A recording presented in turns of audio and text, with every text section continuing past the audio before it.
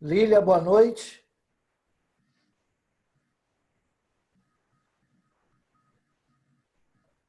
Fala, Bruno, Léo. Boa noite a todos. Bom dia, boa noite. Boa noite, Brunão. Tudo bem? Tudo bom?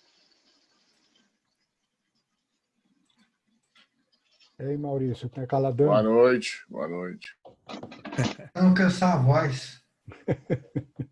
Daqui a pouco eu vou falar pra caramba. Aí eu dou uma boa noite geral.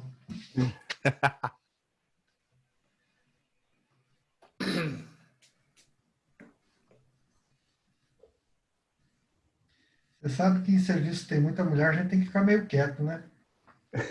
Pode falar muito não. Vai aprendendo, né? Vai, deixa falar.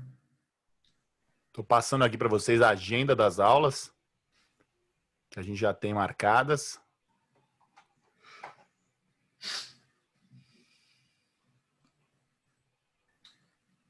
Logo na sequência aí.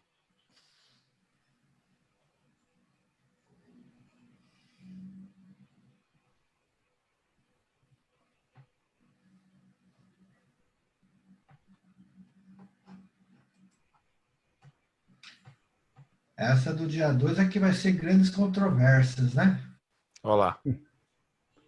Nem me diga, viu? Só dá dor de cabeça isso aqui. Às vezes é melhor não ter, né? Nossa Senhora.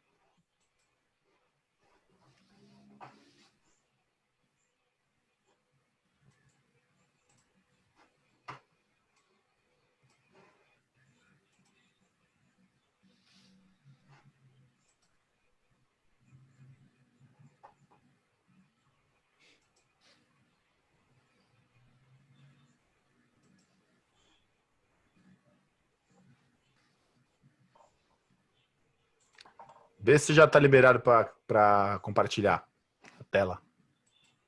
Maurício. Espera aí.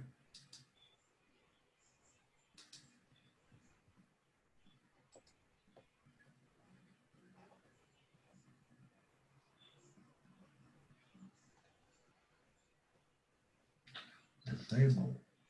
Eu acho que Nada não, ainda? acho que não deixou eu compartilhar. Sem problema, que daí eu já faço isso.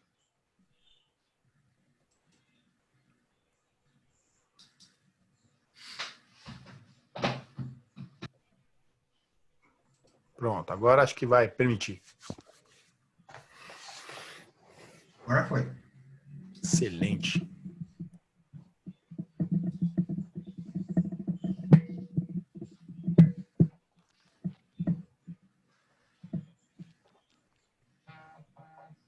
Já apareceu? Já apareceu, tá aqui. Só tá a tela ainda É, quando for começar eu da coloco. edição. Ou já quer que coloque já? Não, Coloque já. Você que manda. Então já tá.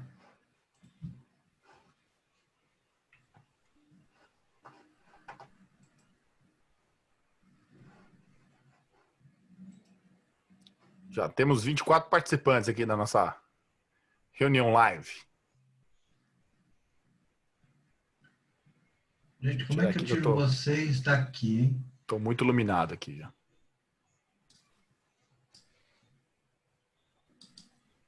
Lá em cima no teu canto superior direito, Maurício, tem a opção. Já vi. É ali Já que vi. você... Ah, Talvez pronto. você tenha que desativar. Tirou já? Já tirei. Ficou só um retângulozinho mostrando quem está falando. Quem falando, isso aí.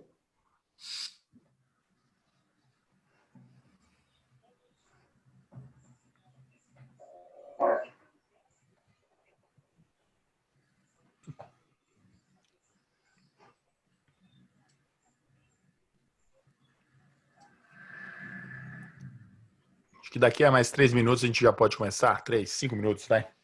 Você que manda.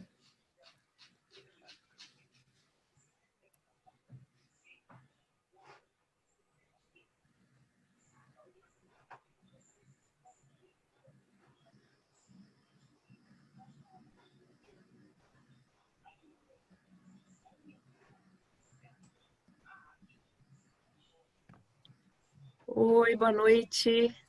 Boa noite. Tudo bem?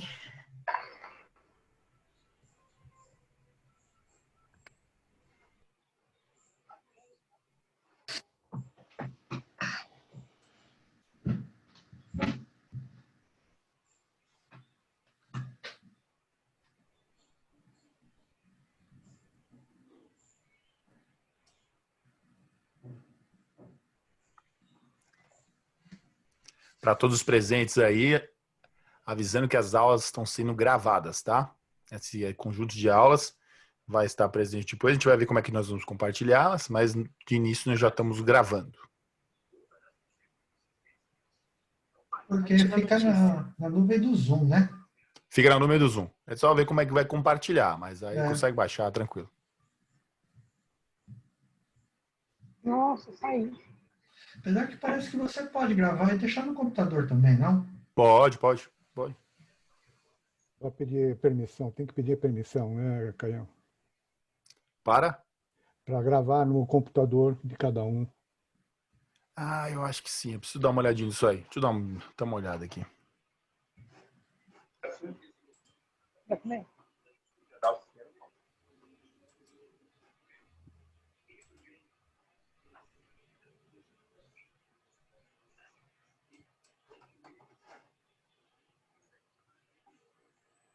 Hoje eu esqueci. O vozinho estava lá vendo esse clipe. Estou a postos, como você quiser. Vamos lá. Deixa eu já admitir o que resta aqui e a gente já começa.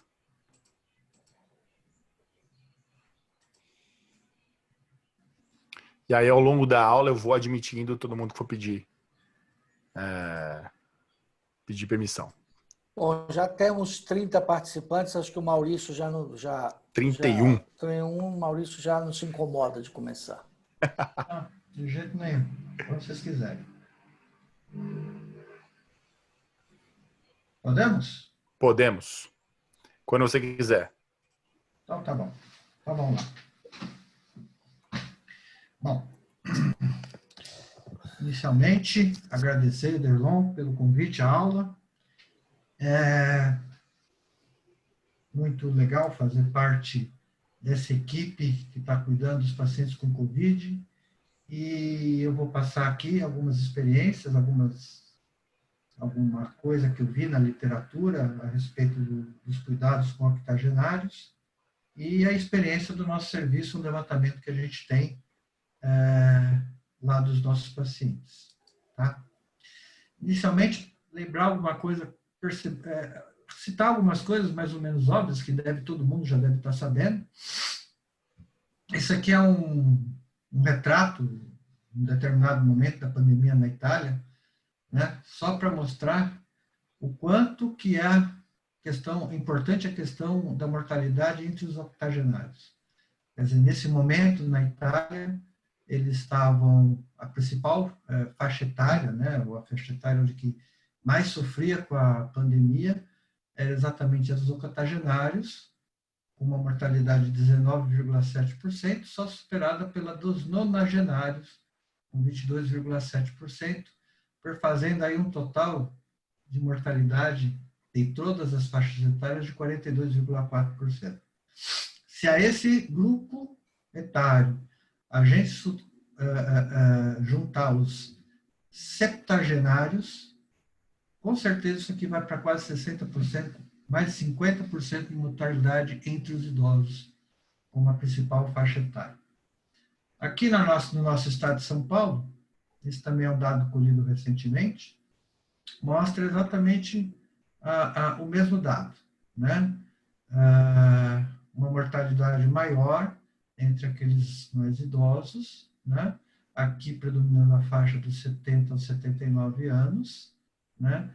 Mas também aqui em segundo lugar os octogenários.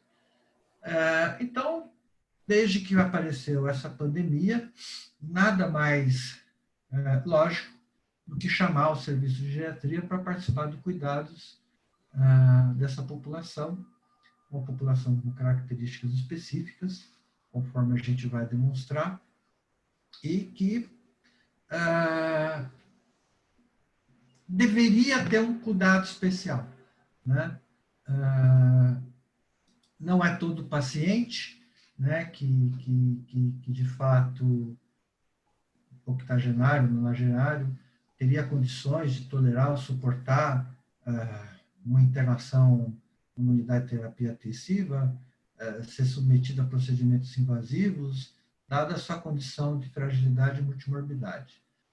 Aqui, os fatores de risco, né, do nosso estado de São Paulo, e vocês vejam que o levantamento desses fatores de risco, eles dizem respeito exatamente à questão das doenças, né, dos antecedentes, do histórico clínico do paciente, onde das comunidades que mais predominava a cardiopatia, depois seguida do diabetes, doença neurológica, doença renal, e assim por diante.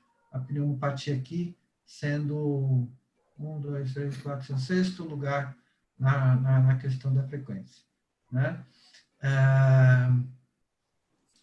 E aí a gente vai partir para alguns estudos que a gente encontrou na literatura a respeito das características clínicas desses octogenários acometidos pela Covid-19. Esse é um estudo italiano. Ele levantou 69 pacientes, vejam só, pacientes com mais de 80 anos, e levantou, fez uma comparação na população falecida e na população sobrevivente, né, dos fatores de risco que diferenciaram os dois grupos, né? Então, aqui a gente está vendo idade, sexo, não teve nenhuma frequência. A apresentação clínica, né, a característica clínica que marcou a admissão do paciente, né, frequência cardíaca, pressão arterial, e aqui o primeiro item que mostrou uma diferenciação importante entre os grupos que sobreviveram e que faleceram, né, um P bem significativo, que foi o PO2 inicial, o PO2 de entrada. Ele segue aqui fazendo algumas outras características, temperatura, escala de Goma de Glasgow. Nenhum deles teve nenhuma diferença significativa, nenhuma importante, exceto aqui nos sintomas, quando ele compara a dispneia, né, mostrando que houve uma diferença significativa. Aqueles pacientes com maior dispneia, ou com mais queixa de uma dispneia mais importante, foram aqueles que vieram a falecer. Outros sintomas não tinham tanta importância. Febre é uma coisa que, nessa faixa etária, acaba não sendo um sinal muito frequente de aparecer em situações de infecção. Existem outros sintomas que aqui eles não levantaram, mas tem um outro estudo que levantou, por exemplo, a questão do delírio, que é uma coisa frequente nessa faixa etária, né? Mas, enfim, outros sintomas eles acabaram não levantando aqui. A história clínica, né, o antecedente clínico desses pacientes, aqui eles levantaram, diferente da nossa população, aqui a insuficiência cardíaca não teve nenhuma diferença entre a população sobrevivente e a falecida, da mesma forma que hipertensão, doença vascular, cerebrovascular, diabetes, TPLC, e aqui uma característica marcante da nossa faixa etária com que a gente trabalha. A demência é uma doença bastante prevalente, e a demência avançada foi um marcador de morte, né? Foi um fator de risco que diferenciou os pacientes que padeceram ou não.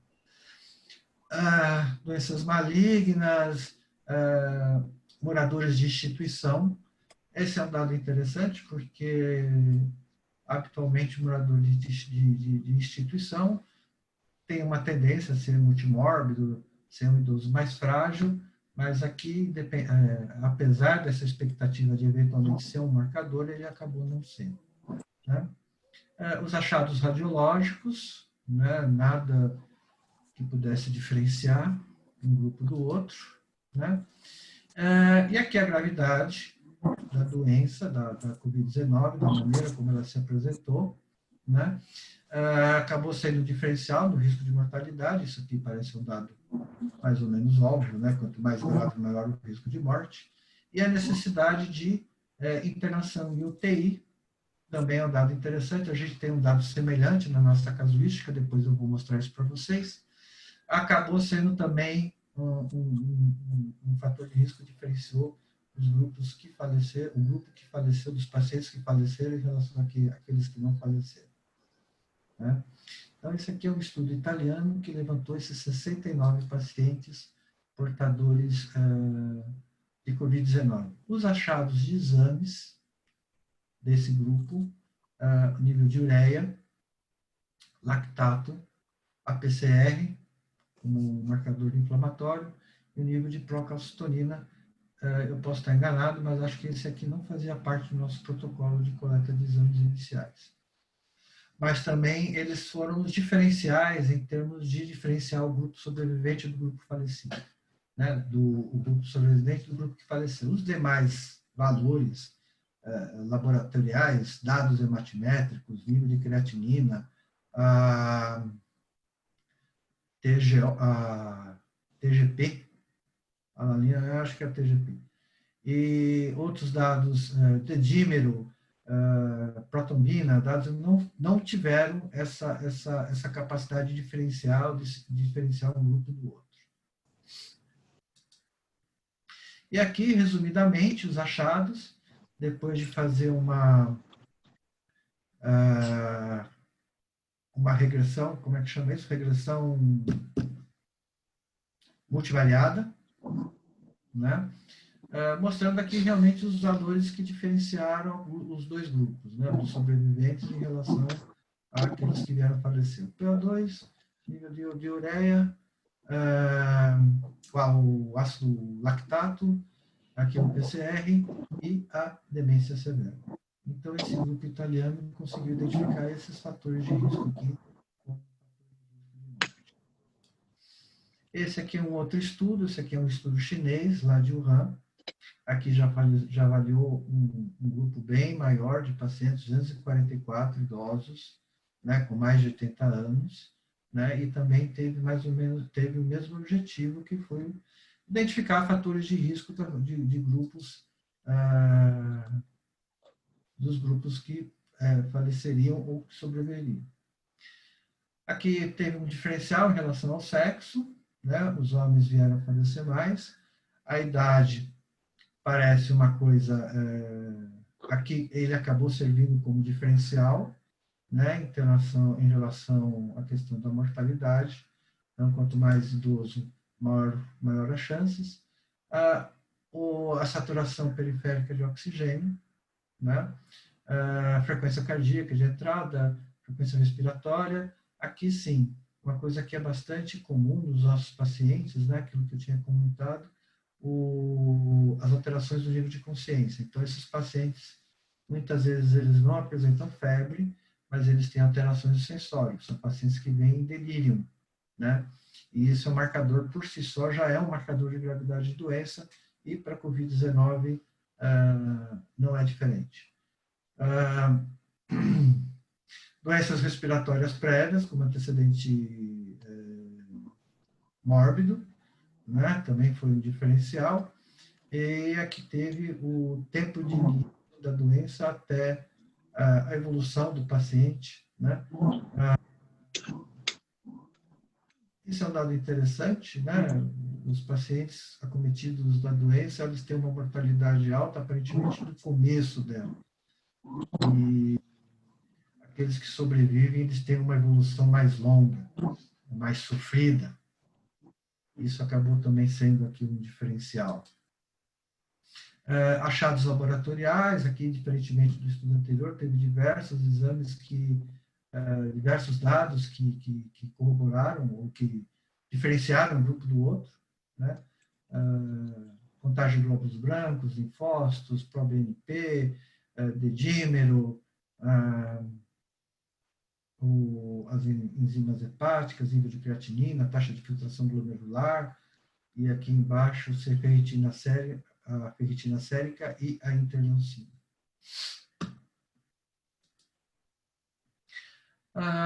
Aí foi realizada uma análise multivariada nesse estudo para os fatores de risco de mortalidade, e acabou se fechando como idade, a contagem de linfócitos como os principais fatores de risco, né? E é isso. Bom, o que vocês viram até agora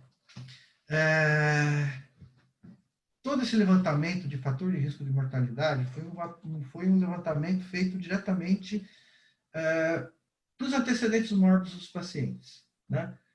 O que eles tinham de doença prévia, o que eles tinham de doença pré-estabelecida, achados de exames laboratoriais, principalmente na entrada.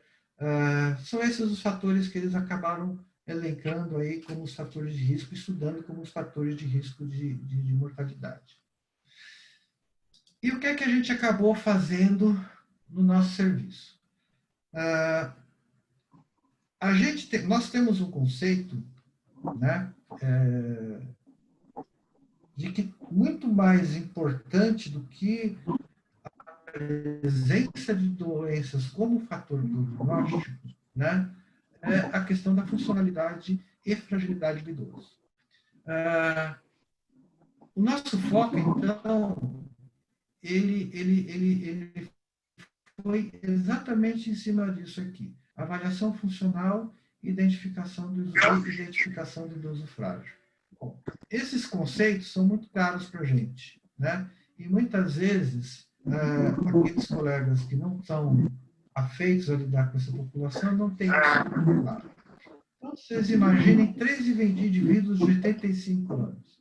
Esse senhor aqui, né, virtualmente, numa fase final de vida, totalmente desnutrido, caquético, emagrecido, né? Esse daqui, que já tem uma mobilidade reduzida, utiliza seu instrumento de auxílio à marcha para poder caminhar, não consegue atravessar rápido na rua, né? E esse idoso aqui, que é um idoso robusto.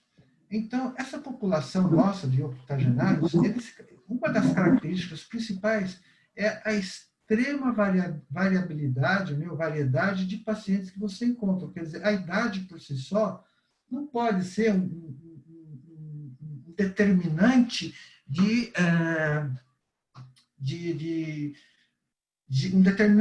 de avaliação para elaborar um plano diagnóstico, quer dizer, um plano de cuidados. Quer dizer, um paciente com essas características aqui, ele vai ter um plano de cuidado totalmente diferente do que esse paciente aqui, né? E eu não sei qual que é a doença desse, eu não sei quais são os antecedentes mórbidos desse, muito menos desse, mas para mim é muito claro, né, que o prognóstico de cada um deles é totalmente diferente, e eu tenho certeza que vocês que estão vendo essas 3 figuras também estão percebendo e têm a mesma percepção que eu, né? Então, por que da avaliação funcional? Existe esse aforisma nosso da geriatria, que com o envelhecimento populacional temos um aumento na prevalência de doenças crônicas. Quer dizer, nos parece que é muito difícil você chegar aos 85 anos sem nenhuma doença, sem nenhum problema de saúde. Não existe isso. Mesmo que a pessoa não seja hipertensa, diabética, mas ela tem uma artrose de quadril, tem uma artrose de joelho, alguma coisa que tem algum potencial na limitação da sua qualidade de vida, da sua independência e da sua autonomia. Dessa forma, as doenças diagnosticadas no indivíduo idoso geralmente não admitem cura, e se não forem devidamente tratadas e acompanhadas ao longo dos anos, tendem a apresentar complicações e sequelas que comprometem a independência e a autonomia do doente. Isso é uma coisa clara, né? Uma vez hipertenso, sempre hipertenso, uma vez diabético, sempre diabético. O fato de você ser hipertenso, diabético, não compromete a sua independência e a sua autonomia. Mas se você, por causa de uma hipertensão mal controlada, de um diabetes mal controlado, começar a apresentar um acidente vascular encefálico, uma insuficiência cardíaca, isso vai comprometer a sua independência e a sua autonomia. Dessa forma, na geriatria, a saúde não é mais medida pela presença ou não de doenças, mas sim pelo grau de preservação da capacidade funcional. Ou seja, um paciente de 85 anos, como aquele nosso idoso que estava correndo, ele pode ser um hipertenso, mas ele pode estar gozando plenamente a sua capacidade, né, de funcionalidade, o seu desempenho físico, porque ele tem uma pressão bem controlada, ao contrário daquele primeiro paciente que eu havia mostrado inicialmente.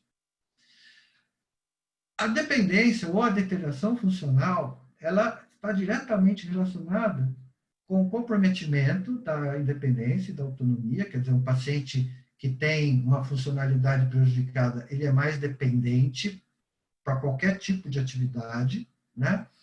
E ele está sob risco de institucionalização, quer dizer, é um idoso que acaba perdendo a autonomia e independência de viver no seu domicílio, na sua casa, e acaba precisando do auxílio de outras pessoas para poder se autocuidar. Ele é uma pessoa que vai fatalmente onerar os recursos de saúde e sociais, todo mundo sabe e tem essa percepção. O idoso internado é um idoso que custa mais, o idoso que frequenta uma determinada unidade de saúde é um paciente que vai usar mais medicamentos, vai demandar, então, mais atenção, né? E é claro que é óbvio que se essa independência, essa autonomia estiver comprometida, esse gasto e essa oneração do serviço de saúde vai ser ainda maior. E diante de todas essas condições, é um paciente que tem mais risco de morte diante de uma situação de estresse, qualquer que seja ela. Estamos falando aqui a respeito de Covid-19, podia estar falando de fratura de fêmur, podia estar falando de uma pneumonia adquirida na comunidade, enfim, é essa condição. A deterioração funcional, então, está diretamente relacionada a todas essas complicações. O que é fragilidade? Esse é um outro conceito também muito caro ao geriatra, tá? Que é o idoso frágil, né? Objetivamente, síndrome é uma síndrome biológica caracterizada pela diminuição da capacidade de reserva homeostática do organismo e da resistência aos estressores, resultando em declínio cumulativo em múltiplos sistemas fisiológicos, causando vulnerabilidade e desfechos clínicos adversos. Quando eu leio essa frase dos residentes, explicando o que é a fragilidade, eu pergunto, a minha pergunta inicial: o que é que a síndrome de fragilidade, o que é que esse conceito de síndrome de fragilidade é diferente do envelhecimento normal? Ora, se eu não estivesse falando de fragilidade, esqueçam essa aqui, tá? Só leiam isso aqui. Isso aqui é a mesma definição de envelhecimento, né? Então, o que é que vai diferenciar a síndrome de fragilidade do envelhecimento normal? É o comprometimento funcional. Quer dizer, isso é um outro conceito bastante importante que tem que ficar muito claro. Não é porque a pessoa tem 85 anos que ela perde a habilidade de fazer qualquer coisa que ela sempre fez a vida inteira, né? Se aos 85 anos ela está deixando de fazer alguma coisa, ela está perdendo a sua funcionalidade, é porque algum evento patológico está limitando aquele paciente, tá? Então, isso também é um conceito que a gente tem muito claro, né? Que o comprometimento funcional é aqui o nosso grande marcador entre a síndrome de fragilidade e o envelhecimento normal. O idoso frágil, ele pode se tornar frágil por diversos motivos. Não é à toa que a fragilidade ou a síndrome de fragilidade é tida como síndrome, né? Porque existem diversos fatores que fazem com que ele vá se tornando frágil ao longo da sua vida. Fatores sociais, fatores clínicos, emocionais, nutricionais e tantos outros quanto a gente possa imaginar. Então, vocês vejam o seguinte: o idoso que tem a sua dentição em mau estado, que não consegue mastigar um pedaço de carne, vai ter uma tendência a ingerir menos proteína, já vai entrar no balanço nitrogenado negativo, já vai ser um idoso que por si só, só por conta dessa característica, ele já vai ter um risco de se tornar sarcopênico. Imagine um idoso que mora sozinho, né? Um evento, né? Uma situação que a gente na geriatria enfrenta sistematicamente. Hoje, passando visita nos pacientes, 2, 3 casos de idosas que moram sozinhas, solteiras, não têm filhos, uma é cuidada pelos vizinhos, uma outra ainda tem alguém mais próximo da família, uma sobrinha que toma conta, né? Mas imagina toda essa situação, né? O idoso morando sozinho, sem estímulo para preparar uma refeição adequada, sem estímulo, talvez, para fazer algum tipo de exercício, algum tipo de atividade, é um idoso sob um risco social, é um idoso sob o risco de se tornar frágil. Imagine uma outra situação, talvez não tão grave, estava comentando a respeito da questão dos processos degenerativos osteoarticulares, né? Uma artrose de articulação coxofemoral, uma situação que faz ou que desencadeia um processo de dor na medida que o paciente está fazendo, que o nosso idoso está fazendo uma atividade física, e isso acaba limitando a sua movimentação, levando-o a um grau intermediário aí de sedentarismo. É uma situação que vai diminuir a massa muscular, vai levar o paciente ao isolamento social. Ou seja, o que eu quero demonstrar com tudo isso é que o idoso frágil, ele se torna frágil não por uma questão específica, mas por um conjunto de fatores, né, os mais variados possíveis, que acabam fazendo com que ele perca a massa muscular, ele se torne frágil, ele tenha comprometido a sua independência, a sua autonomia. Na síndrome de fragilidade, a gente tem uma tríade, né, que é a tríade fisiopatológica mais característica, que então é a perda de massa muscular, a disfunção imunológica e a desregulação neuroendócrina. Então, são os 3 mecanismos fisiopatológicos que vão tornar o idoso frágil. Rapidamente, comentando um pouquinho a respeito deles, da sarcopenia eu já falei, né? Alterações imunológicas foi associado ao aumento da mortalidade de idosos que viviam na comunidade que tinham elevado o seu nível de interleucina 6. Vocês vão se lembrar, no segundo estudo de Wuhan, né, um dos marcadores de mortalidade no paciente era exatamente a interleucina 6. Tá?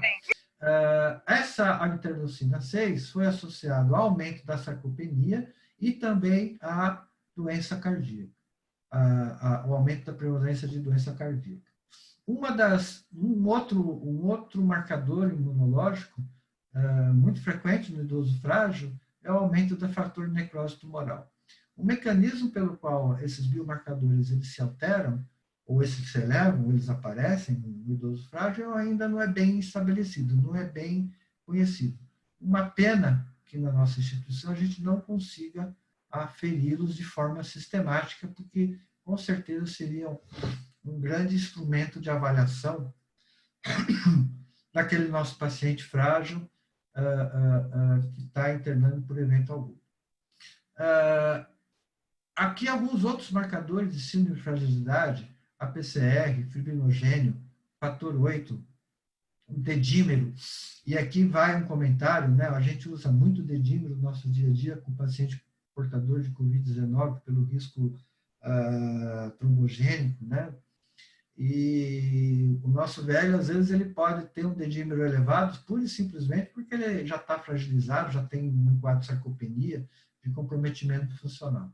Outra situação, outros exames que são interessantes, glicose jejum, a glicose pós 2 horas pós-prandial, insulinemia de jejum, insulina pós-prandial, depois de 2 horas na refeição, são marcadores, então, de fragilidade, né, que a gente percebe nos nossos pacientes.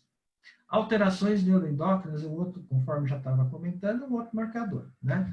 Então, aqui a gente tem perda de mecanismos coordenados da regulação fina do sistema neuroendócrino. Então, por exemplo, GH e GF1, né?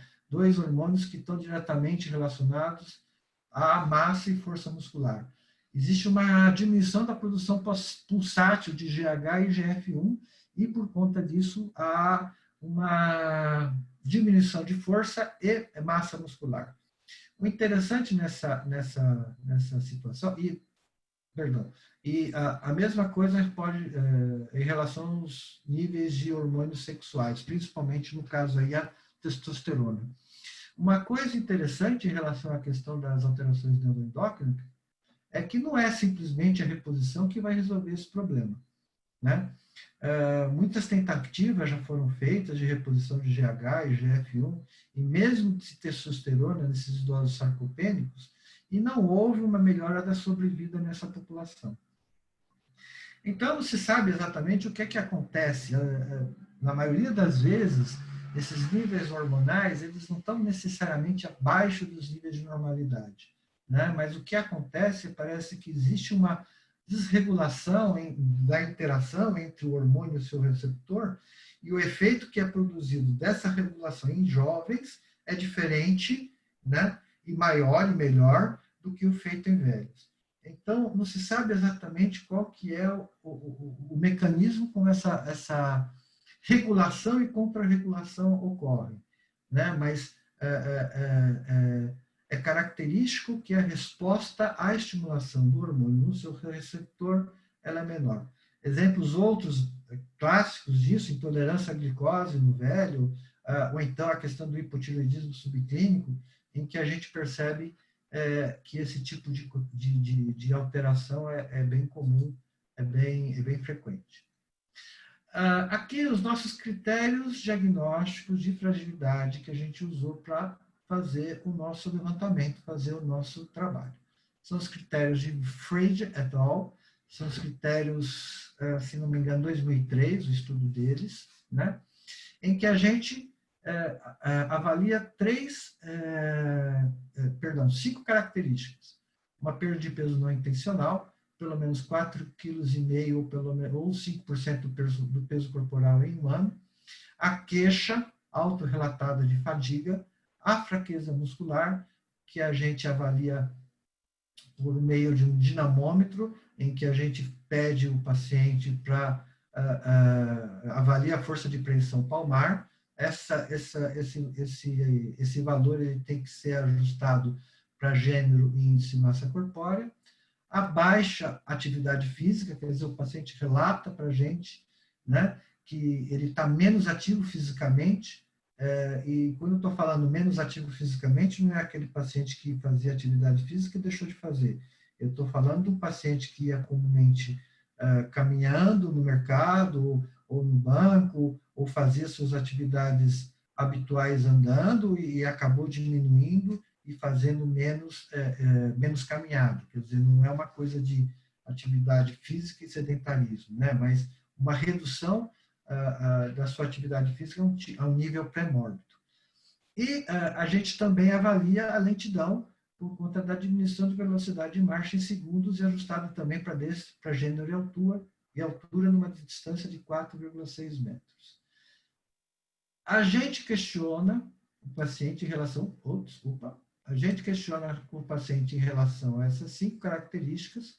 Se o paciente apresenta 3 delas, qualquer uma delas, a gente considera o idoso como frágil. Se ele tiver 2 delas, a gente considera o idoso como pré-frágil. Tá? Existem algumas classificações de fragilidade. Essa daqui, por exemplo, né?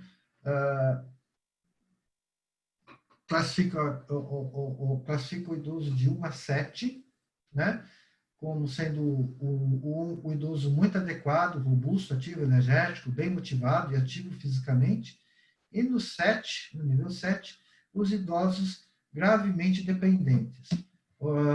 Então, é uma condição de gravidade, né? Na qual a condição ideal do idoso robusto, ativo fisicamente é de número 1, e aquele nosso paciente totalmente dependente, gravemente dependente, é o número 7. Isso aqui são 2 gráficos, né, que mostram a taxa de mortalidade conforme o grau de gravidade do paciente. Então, o grau de gravidade da fragilidade do paciente. Então, o que é para se demonstrar aqui conforme o idoso se torna mais frágil, maior o risco de morte desse doente, né?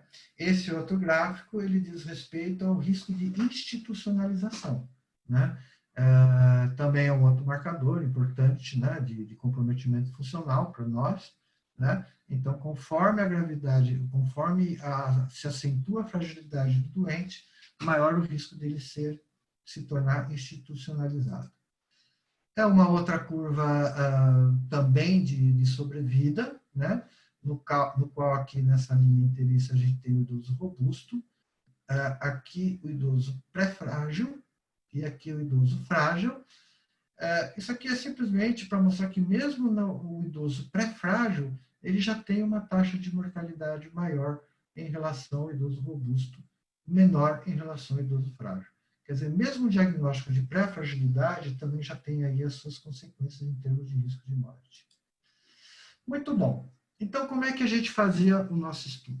Né? Muitas vezes o nosso paciente internava na nossa enfermaria, algumas vezes ele tinha condição de responder as perguntas, as questões, mas boa parte das vezes não. Então, essas informações eram todas tiradas com o familiar durante a ligação telefônica, quando a gente passava as informações para os nossos doentes. Bom, inicialmente a gente levantou 146 pacientes, tá, que foram internados na nossa enfermaria COVID. Tá? Desses 146, 94 tiveram diagnóstico confirmado de Covid-19, seja pelo RT-PCR ou seja pela sorologia. Tá? A gente teve uma taxa muito alta de pacientes que não tiveram diagnóstico confirmado nem por um método nem por outro. Tá? Então, tenho certeza que na aula da próxima semana o doutor Augusto vai tentar explicar isso aqui um pouquinho melhor para a gente. Mas há uma dificuldade, vocês vejam que foi um número significativo, né, de pacientes que não tiveram diagnóstico. Eu imagino, né, que eventualmente condições técnicas da coleta do exame tenham influenciado esses resultados. Agora, uma outra situação que me preocupa muito é que, assim, idoso, ele mimetiza tudo de uma forma muito semelhante. Quer dizer, um estado confusional agudo pode ser de uma infecção urinária ou uma pneumonia, uma dispneia, uma descompensação por um DPLC, uma insuficiência cardíaca descompensada ou uma infecção pulmonar. Então, quer dizer, numa situação como a que a gente está vivendo, realmente a diferenciação clínica da Covid-19 de alguma outra doença que seja pertinente ao envelhecimento, né, por vezes é difícil se a gente não tiver um arsenal de diagnóstico adequado que nos permita um diagnóstico rápido. Né? Então, realmente, acho que nesses 35,6% deve ter realmente um número razoável de pacientes que, apesar de terem sido internados em enfermaria COVID, não eram pacientes COVID. Mas é um risco que a gente está sujeito a correr, né, por conta da condição de vida que a gente tem. Essa aqui são algumas variáveis que são interessantes a gente perceber. A gente teve, essa aqui, a partir de agora, só vou falar dos 94 pacientes que foram confirmados, que tiveram confirmado seu diagnóstico de COVID. Tá? Os outros demais eu desconsiderei. Então, vejo aqui, a nossa taxa de mortalidade foi de 55,3%. Né? E a alta, 44,7%, não teve uma diferença significativa entre os dois grupos. Né? Houveram aí alguns estudos que mostraram uma tendência, mostrei para vocês, eu não me lembro agora se foi o italiano ou se foi o chinês, em que havia uma mortalidade mais importante no gênero masculino. Aqui na nossa amostra não teve essa diferença. Tá?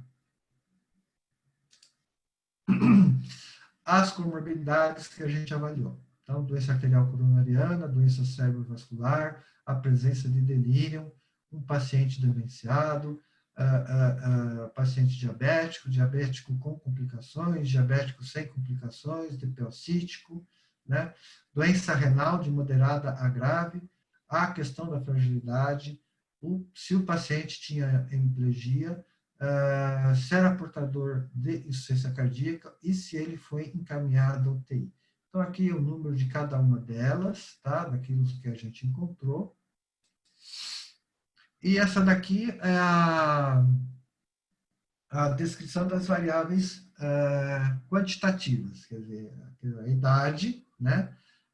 O índice de comorbidade de Charlson, Aqui a gente utilizou o índice de comorbidade de Charlson sensibilizado para a idade.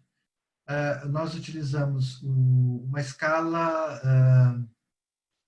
de avaliação funcional, a escala de Katz para as atividades básicas. Explicando bem rapidamente, né, o que são as atividades básicas, são aquelas atividades que o idoso tem, ou aquela capacidade que o idoso tem de se autocuidar. Então, são 6 questões que a gente levanta junto ao paciente, pergunta junto ao paciente, é a capacidade dele tomar banho, de se vestir, de se higienizar, de levantar de uma cadeira, de uma poltrona sem auxílio, a continência urinária e fecal, e se ele se alimenta sozinho.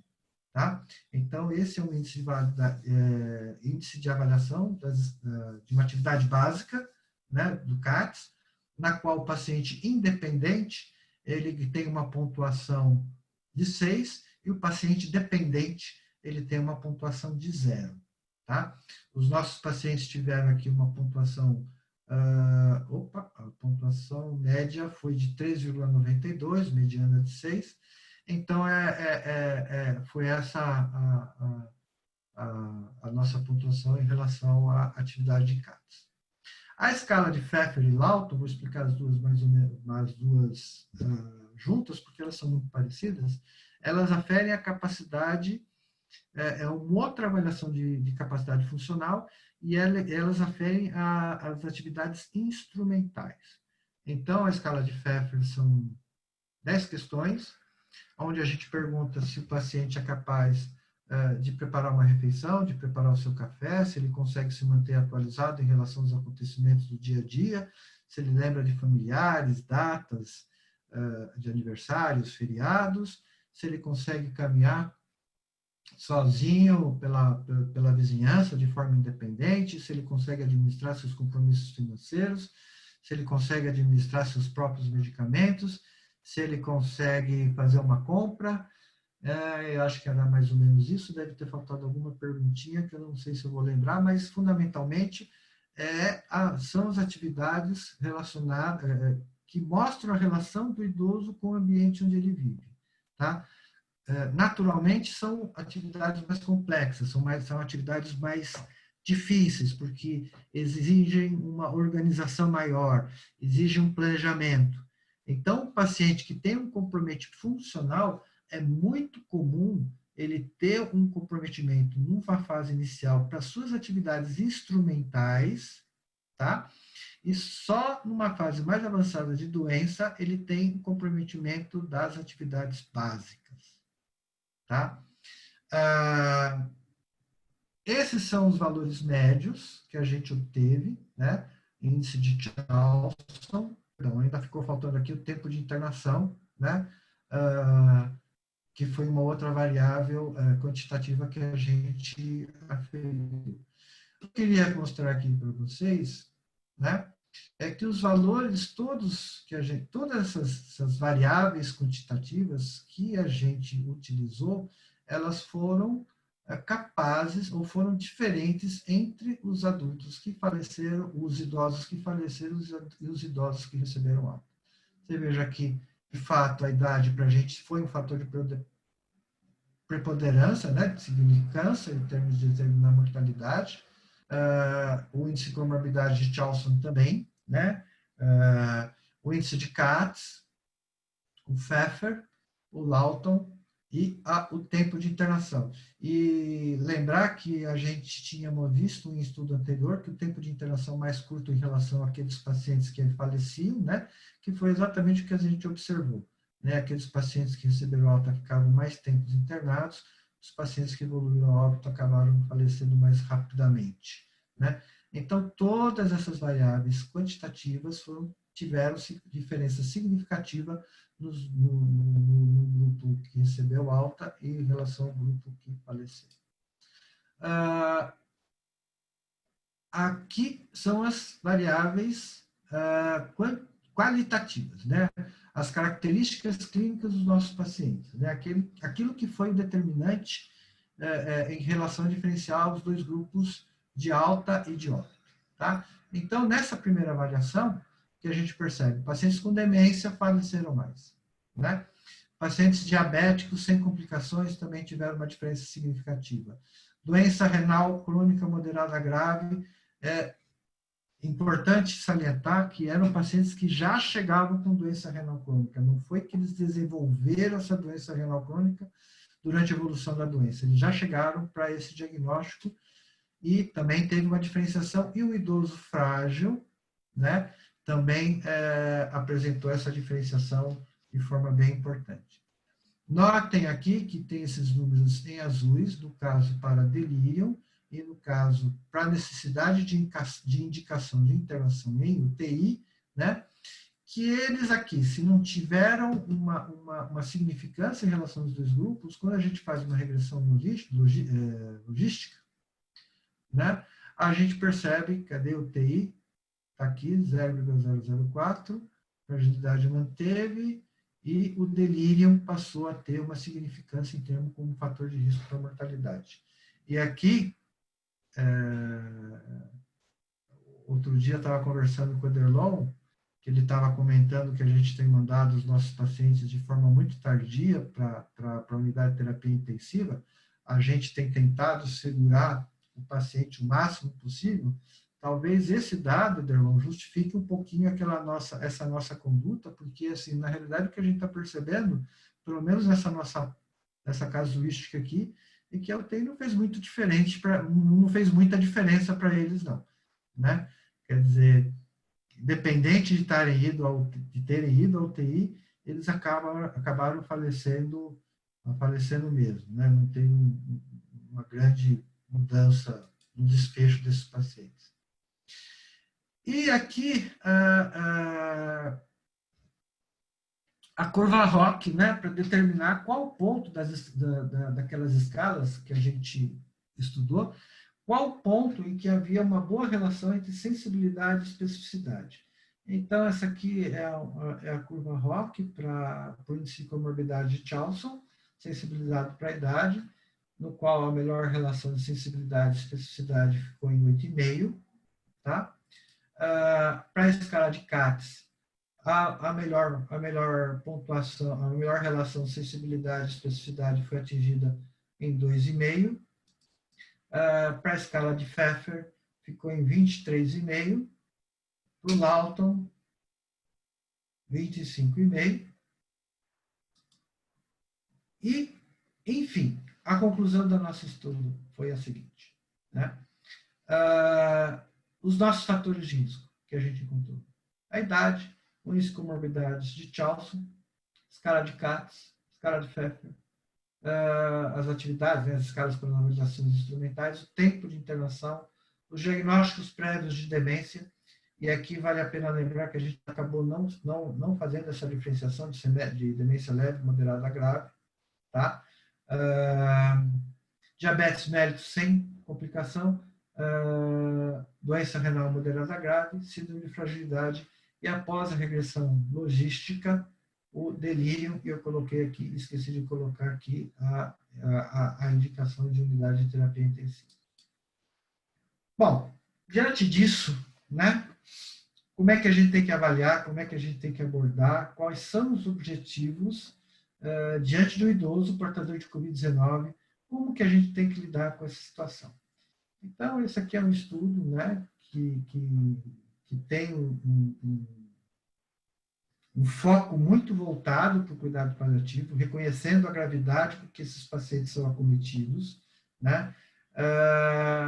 E aqui, então, a gente tem algumas recomendações que a gente tem que seguir, ou que a gente tem, né, que seria o ideal que todos nós seguíssemos diante de um octogenário. Então, em primeiro lugar, objetivos. Qual que é o objetivo do médico? Né? Em primeiro lugar, determinar o que o paciente deseja. Qual que é o objetivo dele? Né? Eu vi que a Vanessa está aí, e logo no comecinho da pandemia, a gente se deparou com uma situação que nos foi muito angustiante, né? Porque nós fomos avaliar no pronto-socorro, no gripário, uma paciente de 80 e poucos anos, 81 anos, uma senhorinha que cuidava dos netos, das netas, enfim, independente, autônoma, e chegou bem grave, já no gripário, com indicação de intubação orotraqueal, né? E a gente conversando com a paciente, não quero ser entubada, não quero ser entubada, não quero, mas a senhora pode vir a morrer, a senhora tem risco, a senhora pode ter uma chance se for entubada, não quero. Meu marido morreu entubado, ficou não sei quanto tempo entubado na UTI, não quero isso para mim, só não me deixa sentir falta de ar, né? Então, foi uma situação muito angustiante para a gente, e a gente acabou respeitando esse desejo dela, conversamos com a família, naquele dia estava a filha presente, é isso mesmo? Não, é isso mesmo, e ponto final, e ela veio a falecer, não me lembro agora, mas talvez 1 ou 2 dias depois que ela ficou internada 24 horas. na unidade de terapia, na nossa enfermaria, né? O grande problema na hora de você traçar os objetivos é que o paciente pode não conhecer seus próprios objetivos ou pode ter objetivos que não se contradizem, ou pode ter objetivos que se contradizem, uma expectativa além daquilo que seria de se esperar para a condição clínica dele, né? Enfim, são situações que a gente se defronta, né? Não, meu pai precisa de tudo, faça tudo, invista tudo. Eu nem gosto dessa palavra, investimento, porque eu acho que investimento a gente faz em banco, né? A gente tem que, diante de um paciente, estabelecer um plano de cuidados em função exatamente dessas características que eu acabei de levantar para vocês, da multimorbidade, da fragilidade, do comprometimento funcional dele. Enfim, a gente tem que ter um plano de cuidados, saber como escolher cuidar desse doente, né? Então, essas expectativas, eventualmente, acima daquilo que, de fato, né, a gente percebe, é um grande problema. Mas são coisas que a gente tem que ir conversando e tentar alinhar. Em relação às opções, determinar e descrever as opções disponíveis para o paciente, incluindo detalhes e probabilidades, dados seus objetivos. Foi o que a gente fez com a nossa pacientezinha, não vou lembrar o nome dela, mas foi o que a Vanessa fizemos, né? Tentamos orientar, era uma paciente para a gente que tinha prognóstico, tinha indicação, mas enfim, né? Era uma situação que naquele momento para a gente era muito claro, né? Mas eventualmente pode acontecer da gente estar incerto sobre determinadas opções. Quer dizer, para um paciente que está numa situação limítrofe, né? Para um paciente que talvez já vinha vindo com uma perda discreta da sua funcionalidade, já vinha se tornando frágil, mas ainda permanece desempenhando as suas funções, talvez de uma forma um pouco mais dificultosa. Será que determinado procedimento é adequado ou não é adequado? É uma coisa difícil a gente, às vezes, perceber, né? É uma coisa difícil da gente ter certeza desse desfecho, né? Vou lembrar de um paciente, que eu não vou lembrar o nome dele também, mas deve ter sido o segundo que saiu da UTI, José Domingos, não vou lembrar, enfim, mas era um paciente que já tinha uma demência avançada, foi entubado, chegou a ser entubado por conta da insuficiência respiratória e acabou saindo da UTI. Saiu numa condição realmente muito complicada, né? Saiu numa situação muito grave, mas ele realmente foi uma coisa fora da curva, né? Não é o que a gente observa, não é o que a gente, na maior parte das vezes, se depara. Enfim, foi a situação que acabou enfrentando aí, o que acabou aparecendo para a gente. Opiniões. Obter preferências do paciente em relação às opções acessíveis. Comunicar a perspectiva do clínico sobre a opção mais propícia, chegar a uma decisão compartilhada. No caso da paciente que a gente viu com a Vanessa, não teve muito compartilhamento, não. Não queria e não teve o que fizesse a vozinha deixar a gente fazer aquele procedimento que a gente acreditava que fosse o indicado naquele momento, né? Enfim, eu acho que é uma situação específica, a gente teve que respeitar, né, essa condição. Situação semelhante que a gente se depara muitas vezes no dia a dia, a questão da testemunha de Jeová, que não aceita transfusão de hemoderivados, a gente tem, na minha ótica, a obrigação de obedecer a isso, mesmo que isso incorra no eventual risco de vida para o doente, mas é a questão do doente, né? É a opção dele. E acho que a gente tem que respeitar essa situação. É uma condição que, às vezes, nos gera muita angústia, né? Saber que, de repente, a gente tem uma solução, tem uma opção, né? E de repente, não poder exercer aquela opção em função de uma opção que o paciente tem, né? Enfim, a gente não é Deus, nós não somos Deus, nós não acertamos sempre, né? E é claro que mesmo depois de uma decisão tomada, a gente pode acabar se questionando se aquilo foi a melhor conduta, se aquilo foi o melhor caminho que a gente tomou. E, por fim, a questão da documentação. Documentar é fundamental, tá? Ter relatar em prontuário que foi conversado com o paciente, que foi conversado com a filha da senhora fulana de tal, foram demonstrados os riscos e benefícios de determinadas condutas XYZ, né? Que decisão compartilhada foi optado por fazer isso, e não fazer aquilo, outro. Isso a gente tem que ter em mente que tem que ter, tá? Não tem jeito. Isso é importante não só para orientar outros colegas que eventualmente venham participar da conduta do paciente, mas é muito importante também por uma questão de defesa nossa, de retaguarda nossa, né, de respaldo para os nossos cuidados. Lembrar que o Conselho Regional de Medicina, eu acho que esse é o último, esse é o último. Eu esqueci de colocar aqui, mas se eventualmente alguém quiser se interessar, eu posso levantar. Eu tenho isso aqui no meu computador. 2 portarias do Conselho Federal de Medicina que nos dão respaldo para tomar determinadas de conduta. Uma diz respeito à diretiva antecipada de vontade, né?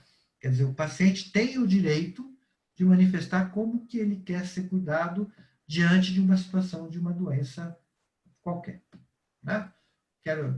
Como o caso da nossa pacientezinha lá, como o caso que ela não quis ser entubada de jeito nenhum, sendo uma possibilidade terapêutica e diagnóstica adequada, né? Então, isso é a diretiva antecipada de vontade. E uma outra portaria do Conselho Federal de Medicina diz respeito a nos liberar, a nos autorizar a suspender cuidados ou procedimentos que a gente considere inadequados, fúteis, enfim, suspender antibiótico, suspender diálise, eventualmente tentar uma intubação paliativa num paciente grave e sem condições de se recuperar. Então, a gente tem esse respaldo, não é um respaldo legal do ponto de vista de justiça civil, né? De Código Civil, mas é um respaldo que a gente tem no nosso Conselho de Entidade de Classe, né? E que pode nos ajudar em relação a determinadas tomadas de decisões. Eu acho que era mais ou menos isso que eu tinha que falar. Mais uma vez aí, obrigado pelo convite. E se tiver espaço aí para perguntas, estou à disposição. Muito obrigado, doutor Maurício. Excelente aula. Bastante interessante saber todos esses insights que a gente tem para avaliar realmente o octogenário numa doença extremamente devastadora, difícil, e que a gente realmente, na UTI mesmo, tem muita dificuldade. E realmente que a gente quer muito tirar ele do ventilador e essa dificuldade se persiste. E ele sabe que a gente vai evoluir rapidamente com muita fraqueza. Eu abro agora para perguntas. A gente já tem algumas perguntas aqui. Uma da Andréia. Você quer fazer a pergunta, Andréia? O que é que eu faça? Vou fazer. É sobre o uso de anticoagulante e corticoide nessa faixa etária. Qual a sua opinião? Logicamente, o corticoide tem estudo que teve um benefício, que é o recover. A gente ainda acha que, de certa forma, é uma terapia que precisa ser mais estudada. E o anticoagulante em si, a gente tem usado como indicação nos guidelines como profilático. Não mais que isso, até uma profilaxia estendida que a gente leva em consideração na UTI.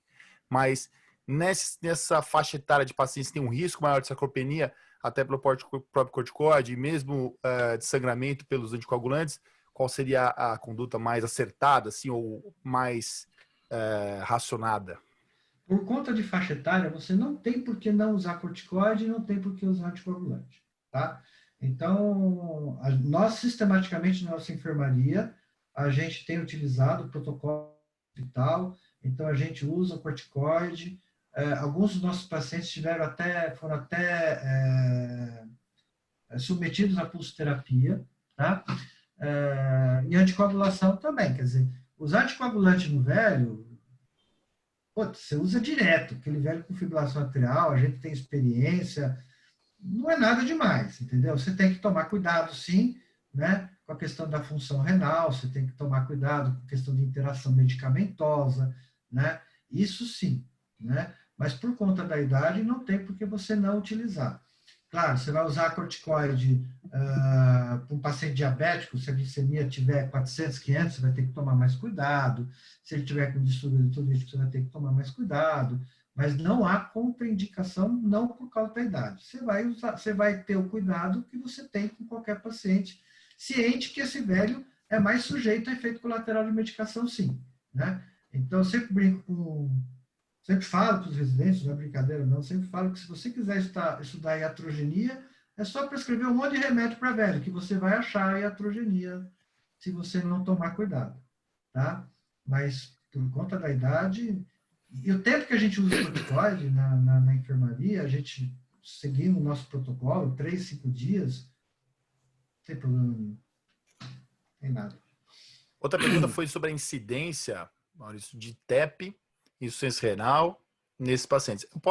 A gente pode adiantar na UTI, que realmente na UTI a gente sabe que o choque ele é muito mais devastador, ele realmente evolui com choque séptico mesmo, e disfunção de múltiplos órgãos, sendo que o pulmão é menos acometido. Mas durante a enfermaria, qual que é como é que esse paciente evolui do ponto de vista dessas disfunções? Ela colocou aqui TEP, TVP, sepsis e insuficiência renal. Olha, eu não tenho, assim, esses dados que a gente coletou foram dados de entrada do paciente, eu não tenho os dados de complicações relativos à doença, tá? A função renal tem que imaginar o seguinte, o velho já tem uma função renal fisiologicamente diminuída em relação ao jovem. Com 85, 90 anos, o rim dele já está funcionando 50% menos, né? Então, a chance desse paciente piorar da função renal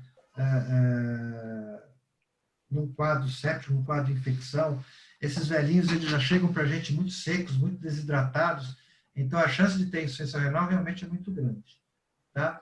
Eu não sei dizer se foi muito maior, muito diferente as complicações renais desses pacientes em relação aos pacientes mais jovens. Assim, eu não me lembro lembro que a gente investigou, muitos casos fez angiotomo, né? Mas não me lembro de ter chamado assim muito mais atenção, ou ser uma coisa exorbitante em relação ao que a gente vê nas outras faixas etárias. Nem TVP, ela falou TEP, TVP, insuficiência renal e... Isso. TEP, TVP, insuficiência e sepsis. Sepsis. O grande problema de sepsis no velho, entendeu? É aquilo que eu falei no começo, né? Se você for levar em consideração o critério de sepsis, o velho desidratado que chega com rebaixamento do nível de consciência, taquicárdico e hipoté, pronto, já está em sepsis. É difícil, eu acho assim, às vezes é um diagnóstico muito complicado de você fazer, mas assim, não me lembro de ter chamado a atenção, de ser uma coisa mais exuberante. Agora, vou repetir o que eu falei no começo, de fato, né, para responder essa pergunta, eu teria que ter feito um levantamento das complicações, a gente acabou não fazendo, o foco nosso foi no sentido de identificar os fatores de risco de mortalidade.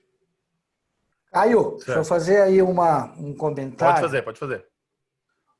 Maurício, primeiro, parabéns aí pela excelente apresentação, eu acho que deixa para a gente algumas lições importantes.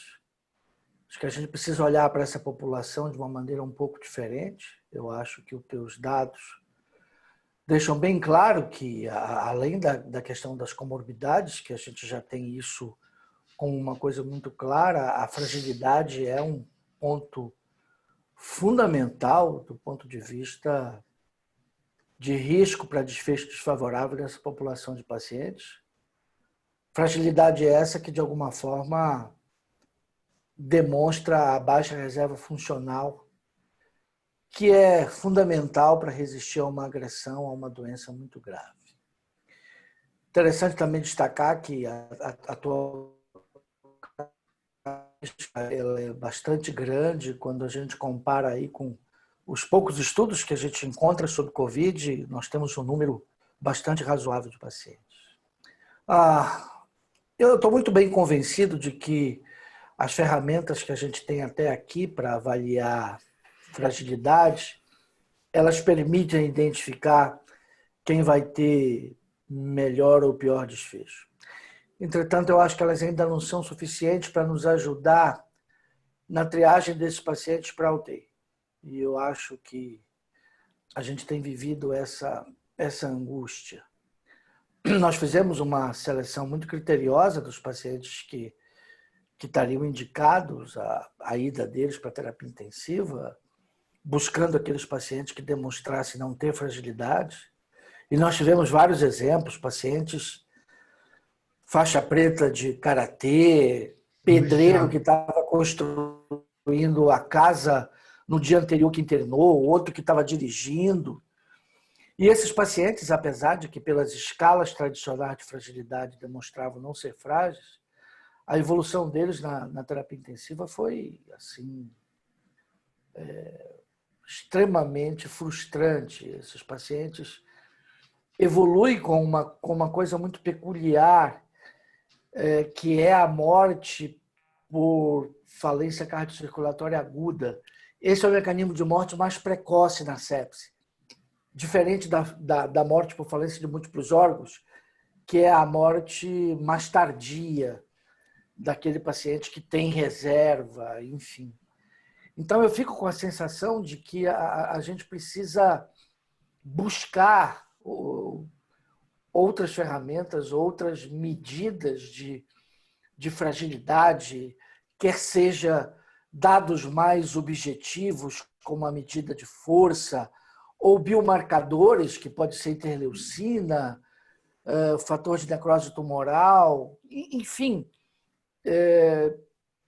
Puxa vida, eu fico aí angustiado de que a gente precisa estudar isso para poder ter uma capacidade maior de responder isso.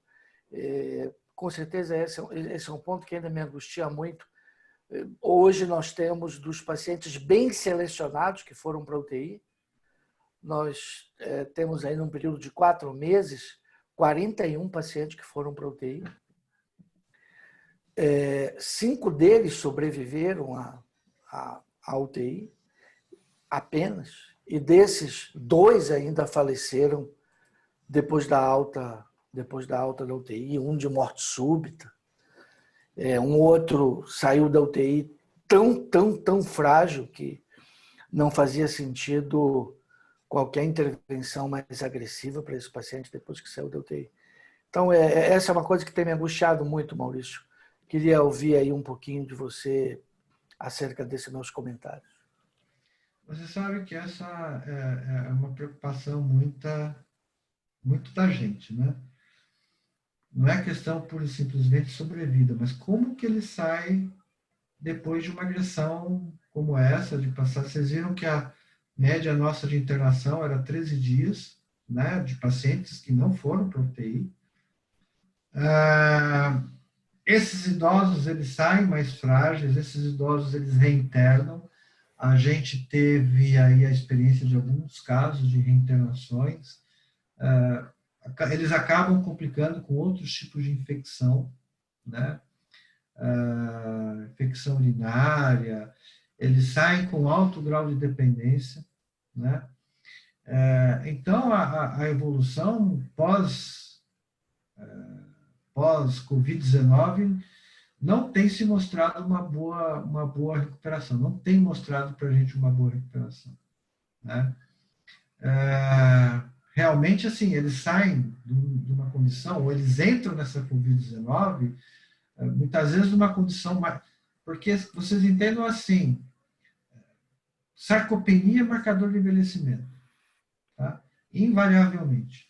O cara que faz exercício físico com 80 anos, ele tem menos massa muscular do que ele tinha fazendo exercício físico aos 70 anos.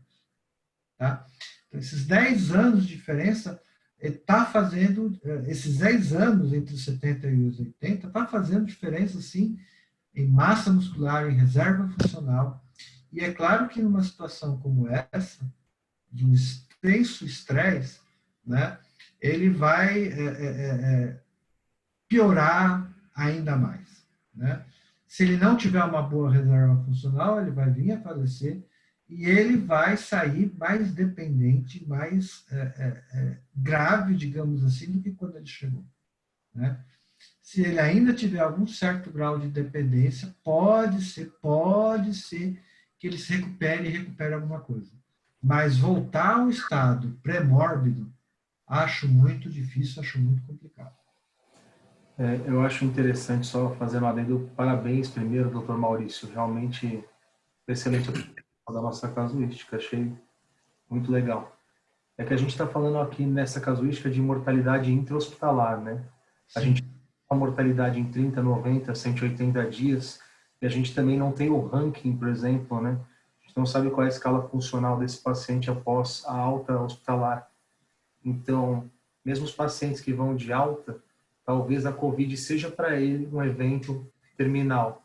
Talvez ele saia e se deshospitalize já com uma doença em estágio terminal, porque ele passa a partir dali a não ter mais funcionalidade ou qualidade de vida, ou enfim, saia dali talvez sem chance de reabilitação motora, a depender da idade, da sarcopenia. Então, acho que seria muito interessante se a gente conseguisse, com esses dados que já estão levantados, daqui 30, 60 ou 90 dias, buscar o contato com essas famílias, entender qual foi o desfecho daqui 90 dias dos octogenários que sobreviveram à internação. É uma boa sugestão, Daniel. Isso é uma coisa, inclusive, que a gente vem discutindo em termos de sociedade de geriatria, porque você sabe que o nosso Congresso Paulista vai ser em 2022, né? Se Deus quiser, em 2022 não vai ter mais Covid-19, mas a gente vai ter o convalescente da Covid-19, né? E esse é um grande problema para a gente da geriatria, vai ter que trabalhar com essa questão da reabilitação, da reintegração desse paciente. Como é que vai ser isso? Não sei, né? Realmente é uma preocupação que eu acho que a gente tem que ter, sim, né? E estudar esse grupo vai ser muito interessante. Maurício, e o afastamento social ele foi muito cruel com os idosos também, né? Porque mesmo aqueles idosos que tinham mobilidade, com o afastamento social, eles diminuíram essa mobilidade e isso teve um impacto desastroso para eles nessa sarcopenia.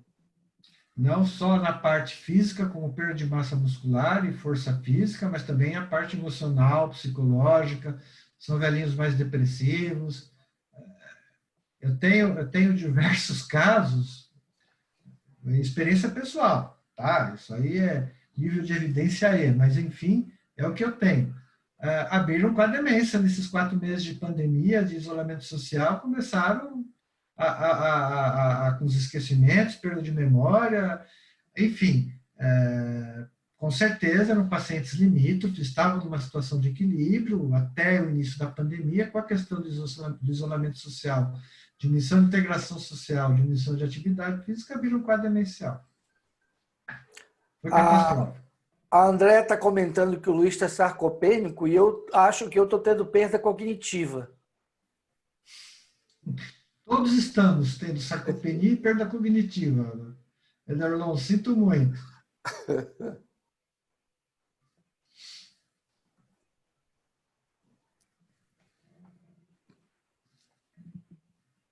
Pessoal, mais alguma pergunta à disposição aqui para a gente poder perguntar? Pode fazer pelo chat, eu faço a pergunta, ou pode fazer abrindo o microfone.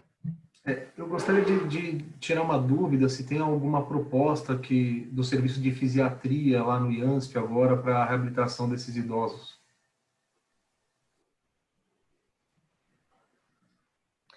Essa daí a Andréa vai ter que responder. Vai, André, abre seu microfone aí.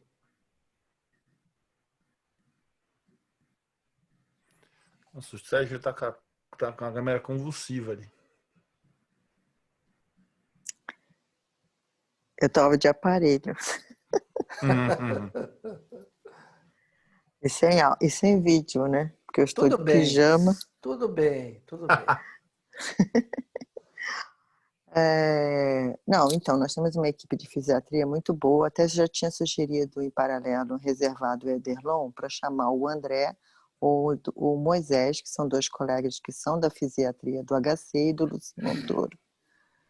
O André está extremamente envolvido na questão do Covid, é o vice-coordenador do comitê, e o Moisés está passando nas enfermarias Covid junto com a gente também.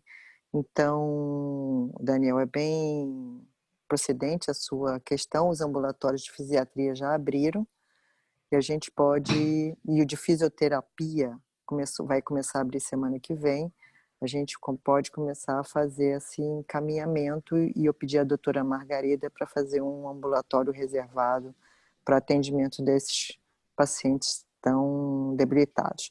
Lembrar que um dos fisiatras, ele é praticamente um infectologista honorário, né? O Sérgio Orita, ele está trabalhando lá na EMI, nas enfermarias de Covid até hoje, né, Augusto? O que eu saiba, o Sérgio continua lá com a gente, dando plantão e trabalhando. Então, eles estão muito integrados no acompanhamento dos Covid, mas eu vou fazer essa sugestão da doutora Margarida de fazer um ambulatório direcionado para esses pacientes. E vamos agregar aí na nossa reunião uma que vai falar sobre a questão da reabilitação, certamente. Pessoal, mais alguma pergunta aí sobre o tema envolvido?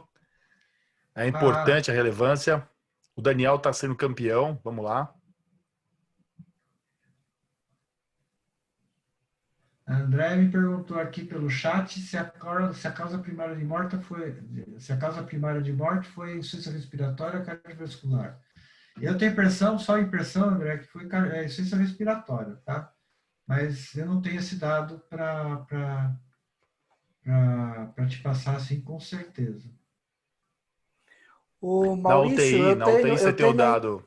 Pois é, então, Caio, eu tenho a impressão de que no paciente da enfermaria, a falência respiratória é a causa principal. É principal. Mas quando a gente intuba esse paciente, inicia a ventilação mecânica, a gente resolve isso. A gente não consegue resolver o restante. Fica ótimo. O pulmão fica ótimo. Aí ele entra em falência primeiro a cardiocirculatória, que é a que mata mais rápido, e os que resistem um pouco mais acabam morrendo na falência de múltiplos órgãos. Mas isso é bem com certeza isso. Respiratória em quem está fora da UTI, e quando entra na UTI a coisa muda. Vamos lá, pessoal, aproveitar que está sendo gravado. Vai ser fantástica a participação de todos aí. A Lilian está perguntando aqui pelo chat se tem algum marcador de imunossenescência. Desconheço, Lilian. O que tem é aquilo que eu mostrei em relação de marcador de fragilidade, entendeu? Mas imunossenescência fisiológica, digamos assim, eu desconheço. Essa parte de imunologia do idoso precisa trabalhar muito, viu? Tem muito terreno aí para conhecer. Pois o pessoal da MI, o Augusto está presente também, seria interessante saber, eles têm uma prática, muitas vezes, do idoso, de você dar vacinas num número aumentado. Tipo assim, você dá uma vacina uma vez por ano de influenza para um maior de 50, sei lá. Mas, assim, para um mais idoso, você dá 2 vezes por ano, você entendeu? Então, existe algumas questões, né? Assim como o rim, quando chega, você começa a fazer os cálculos da função renal maior de... Ai, Maurício, você falou agora não lembro, maior de 70, eu vivo fazendo, e sempre dá mais baixo, né? Que está 50% a menos, então quer dizer, você tem que imaginar que está tudo mais numa função um pouco mais baixa, né? Então, qualquer estresse maior, você ultrapassa aquela funcionalidade orgânica, vamos dizer assim, Eu fico pensando que seja alguma coisa assim, sabe? Mas realmente a gente não sabe, né? Então, Não, objetivamente, tem algumas alterações de Só imunidade humoral, de imunidade celular, né? Acho que a imunidade celular ela é pior, mas honestamente, assim, é difícil, não sei te falar especificamente alguma alteração característica. Só fazendo um adendo aqui a respeito dessa perspectiva que a gente levantou, eu acho que a gente está super up-to-date mesmo. Hoje, na edição do New England, tem um tópico do New England que eu sempre leio, que é o Perspective, né? E ele justamente está discutindo o Covid-19 e a imunidade na população idosa, o envelhecimento. Então, dizendo que essa é uma nova agenda aí de pesquisa a ser estudada. É um artigo de hoje, está super fresquinho aí, porque nossas vacinas vão ser inicialmente validadas, claro, na população jovem, naquela população que a resposta imune certamente não é igual à da população idosa e não é a população que mais se beneficia da vacina, porque é a população de menor risco em termos de letalidade. Então, é um artigo bacana de perspectiva, não é um artigo de um ensaio, de um estudo, mas foi publicado hoje no New England. Vale a leitura. Ellen, qual o seu comentário, Ellen? Eu estou aguardando o comentário da Ellen, Caio, antes da gente encerrar. Temos tempo aí.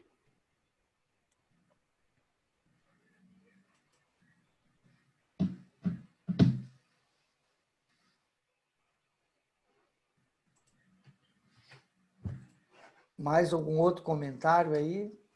Estou Aqui no colocando o link chat. do artigo do Daniel no chat. No chat é Tatiane. Tatiane. Me pergunta se eu tenho visto muitas infecções fúngicas nessa faixa etária. Pra caramba. Esses velhinhos, eles dão um monte de antibiótico para ele, fica camada, é tudo que o funguinho quer. Olha, tem sim, Tatiane. E é um marcador de gravidade, né? Esses pacientes, quando pegam infecção fúngica, é sinal que a coisa já não está muito boa. A Ellen falou que teve internet ruim. Eu não entendi. André, toda a população até 49 anos e DPT para todos os profissionais de saúde. É a vacina. DPT, tá bom, entendi.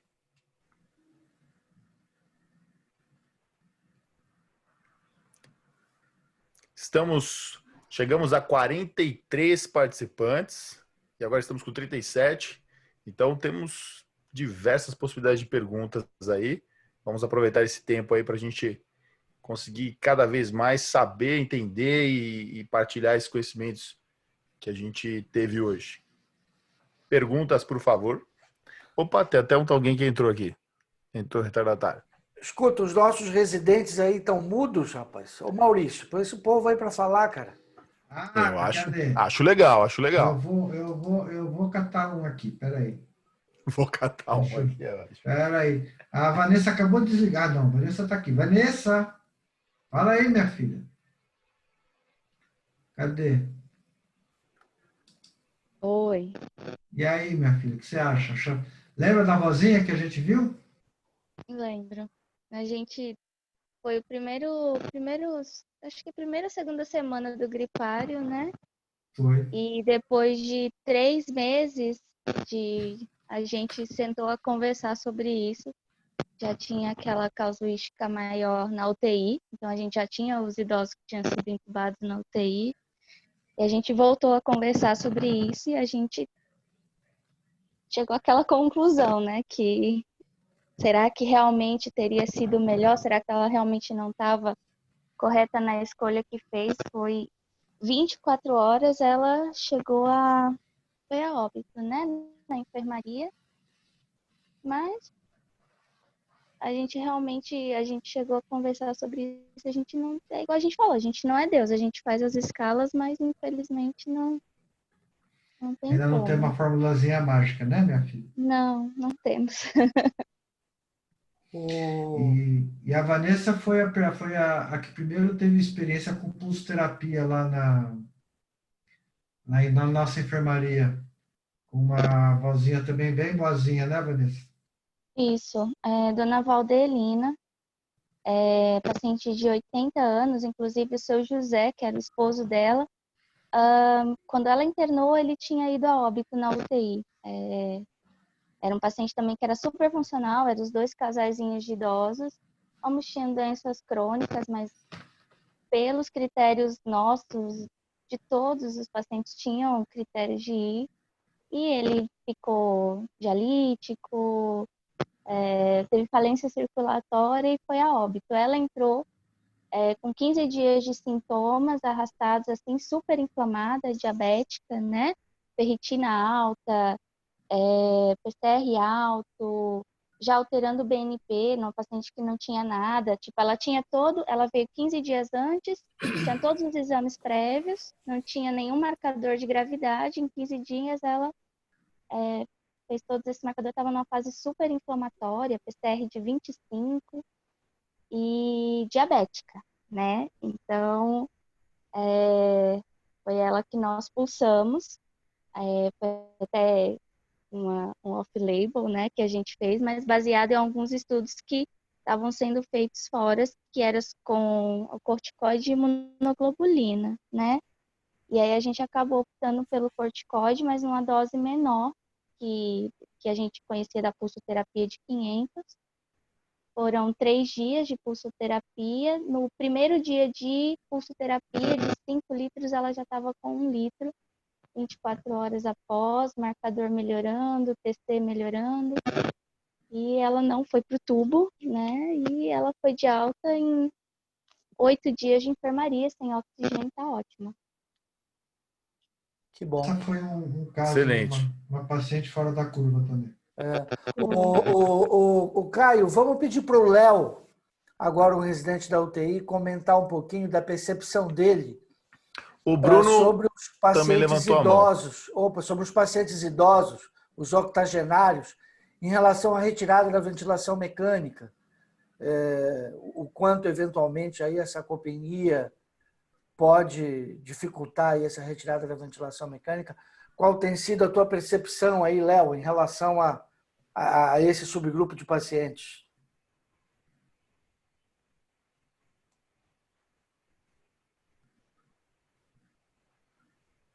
Vamos deixar o Léo se conectar de fato. E aí o Bruno levantou a mão. Brunão? Vamos, Bruno. Oi, doutores, não é uma pergunta, na verdade, acho que é mais uma sensação, uma percepção, né? Como tem sido a questão do bloqueio neuromuscular, né? E o tempo de bloqueio neuromuscular, que no jovem isso já é bastante prejudicial e às vezes a gente acaba optando por ter que fazer para salvar pulmão, mas também tem outros efeitos adversos. Acho que a questão no octogenário também é importante, né? A gente saber qual a consequência disso, porque a gente faz isso na UTI, às vezes acaba salvando o pulmão, mas a gente não sabe como que é a evolução disso no pós, né? Que é importante também. Você veja que quando a gente está falando de sarcopenia, claro que eu falei muito resumidamente, mas se a gente for falar em termos de denervação, existe não só uma diminuição de massa e força, mas também uma diminuição aumento da denervação. Quer dizer, existe menos nervos integrando o sistema nervoso central com essa musculatura. Então, bloqueio neuromuscular nessa faixa etária tem a tendência a ser mais catastrófico, mais difícil de fazer o velhinho recuperar a força. O Caio, já temos aí 90 minutos de reunião, né? Já estendemos bem. Acho que... Só tem uma pergunta no chat. Pergunta, tem uma no chat aqui, que é a da Raquel, que eu acho que é bem interessante para a gente deixar umas discussões até posteriormente, até para próximas aulas. Vale a pena levar esses pacientes para a UTI e entubá-los? Eita, essa pergunta eu vou deixar para o Derlon responder na última aula. Boa essa aí, hein? Já deixa o gostinho para a próxima reunião, hein? Não, eu diria que essa é a pergunta de $1 milhão. Ela tem nos angustiado bastante e lá não é muito fácil de responder. E a nossa reunião daqui a 3 é entubar ou não entubar, eis a questão. Ou to be or not to be, that's the question. Vamos lá. Do ponto de vista objetivo, eu tenho tido a impressão que não vale a pena, né? Mas é claro que existem aqueles casos que saem fora da curva. O grande problema é identificar esses pacientes que eventualmente se beneficiam, né? E eu acho que essa é a nossa grande dificuldade. O que eu espero com esse estudo é, de fato, dar alguns subsídios para poder ajudar na tomada de decisão, né? Um idoso, 80 anos, comprometido funcionalmente, que já vem com a sua bengalinha, já anda devagarzinho, esse paciente provavelmente ele não vai se beneficiar, né? E provavelmente você vai gerar um sofrimento ainda maior e uma pior qualidade de vida para ele. Quando é um idoso robusto, fisicamente ativo, independente, autônomo, eu acho que aí é uma situação que eu acho que vale a pena pensar. E o que eu quero chamar a atenção, e o que eu quis chamar a atenção, é que às vezes o foco exclusivo na multimorbidade não é suficiente, né? Como eu falei lá no começo, o fato do paciente ser multimórbido não quer dizer que ele tenha comprometimento funcional, não quer dizer que ele seja frágil, né? Ele pode ter uma belíssima qualidade de vida, com 2 ou 3 doenças, tomando seus medicamentos. Esse paciente não pode ser considerado um paciente em fase avançada de doença que não mereça um procedimento mais invasivo, mais agressivo. Eu espero que todos tenham entendido a mensagem e isso ajude essa questão de tomada de decisão. E uma coisa muito importante, Maurício, que cabe ressaltar, e a gente deixou bem claro durante a apresentação, é que o mecanismo de morte na turma que está na enfermaria é a falência respiratória. Sim. E isso a gente resolve com a ventilação mecânica invasiva. E alguns dos pacientes vão sobreviver a isso. Falta a gente identificar isso. A questão da ventilação não invasiva, é importante a gente deixar claro o seguinte ponto, pessoal. A ventilação não invasiva, ela não interfere na evolução da doença. A ventilação não invasiva é um suporte igual à ventilação invasiva. E o ponto que precisa ser destacado é que a possibilidade de utilizar uma e outra depende da severidade do dano funcional. Então, se eu tenho uma SARA leve, a ventilação não invasiva é uma opção excelente. Mas se eu tenho uma SARA grave, uma relação PO2-FiO2 abaixo de 100 ou abaixo de 150, a ventilação não invasiva não é uma alternativa. Esse paciente tem que ir para a ventilação invasiva. Então, é um cenário muito complicado, porque nesse momento a gente não tem nenhum marcador que possa nos dizer que o doente que tem falência respiratória, e eu vou submeter ele a um tratamento mais agressivo e vou garantir que ele não morra pela ventilação, pela insuficiência respiratória, ele vai resistir ao tratamento agressivo? A gente não tem um marcador para nos dizer isso.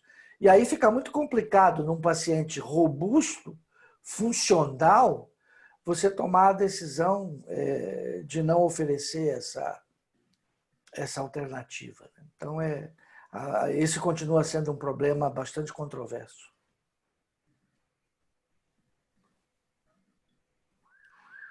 Perfeito, perfeito. Eu acredito também que a ventilação invasiva, o cateter nasal de fluxo, são suportes, como a própria ventilação mecânica, e o benefício ainda para todas as idades é bem controverso, e a gente sabe que a ventilação mecânica em pacientes mais jovens e realmente com relação muito ruim tem sido o divisor de águas. Realmente tem tirado os pacientes mais graves e a intubação um pouco mais precoce tende a ser um tempo de ventilação mecânica menor. Mas é o que a gente falou, ventilação mecânica em octogenário é uma coisa que diariamente a gente está tentando. Chega o octogenário lá, a gente fala, esse vai sair.